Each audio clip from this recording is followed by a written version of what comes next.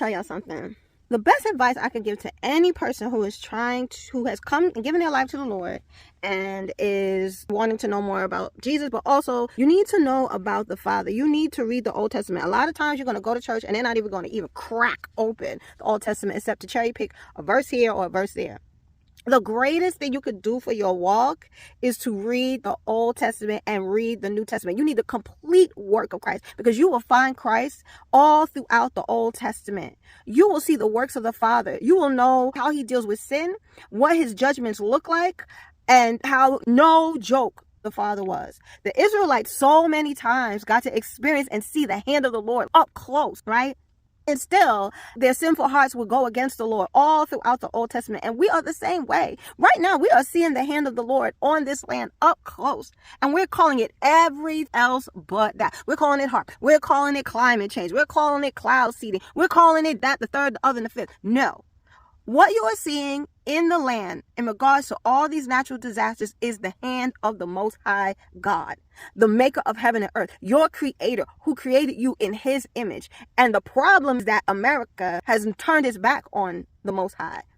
Every abominationable sin is rocking out in America, from eating babies, sacrificing children, homosexuality, sexual immorality, witchcraft, crystal sage, Reiki, all the things are okay here. Everything is okay here. And then other guys are here too. Idol worship at an all-time high. We worship celebrities. Don't let nobody talk about Beyonce. Everybody want to come for them. They don't want nobody want to listen. Don't want nobody want to check the fruit of Beyonce.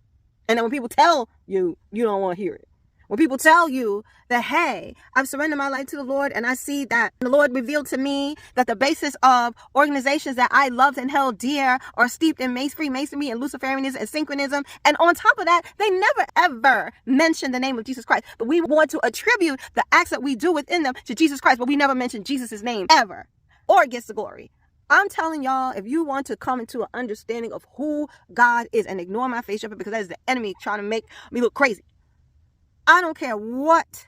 Y'all need to read the Old Testament, because I promise you, just in the Bible, when Jesus said in Matthew 24, just as in the days of Noah, you need to familiarize yourself with the Old Testament to know what exactly was going on in the days of Noah. There were creatures, there were giants, the fallen angels were sleeping with the women, creating hybrids.